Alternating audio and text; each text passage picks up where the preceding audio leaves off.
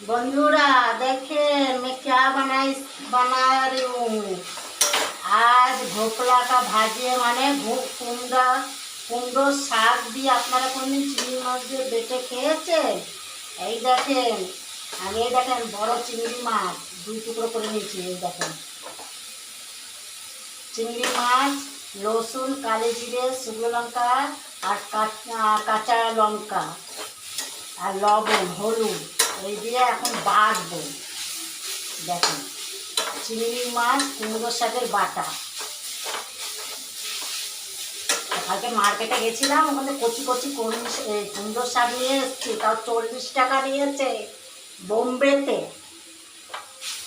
তাহলে বোম্বেতে দাম বেশি কিন্তু খেতে মজা।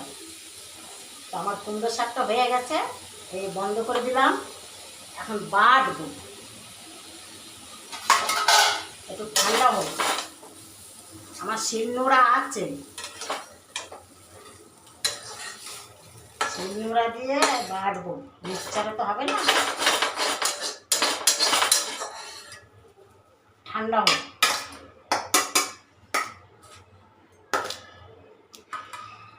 এই দেখেন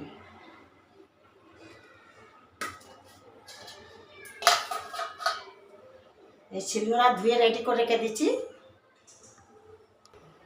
বন্ধুরা দেখেন আমার ঠান্ডা হয়ে গেছে। এই দেখেন চিংড়ি মাছ, মোটা মোটা চিংড়ি, এই কুমড়ো পাতা চিংড়ি মাছের বাটা দেখেন।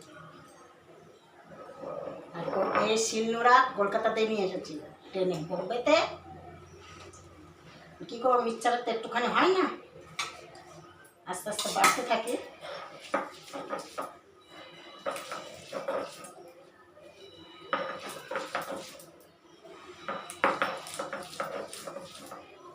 কমেন্ট করে জানাবেন কে কে চিংড়ি মাছ দিয়ে কুমড়োর পাতা বেটে খেয়েছেন।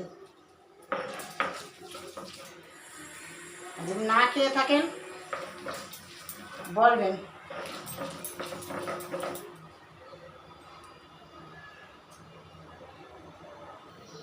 আমার কুমড়ো চিংড়ি মাছের বাটা হয়ে গেছে। কুমড়োর পাতা দিয়ে চিংড়ি মাছের বাটা কি সুন্দর হয়েছে। আর তেলের পরে কিছু করবো না, বাস একবারেই করে নিয়ে বেটে দিই।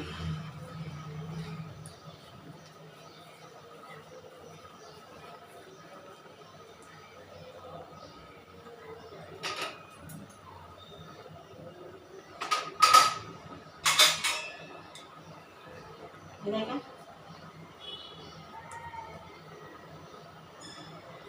চিংড়ি মাছ কুমড়োর পাতার বাটা।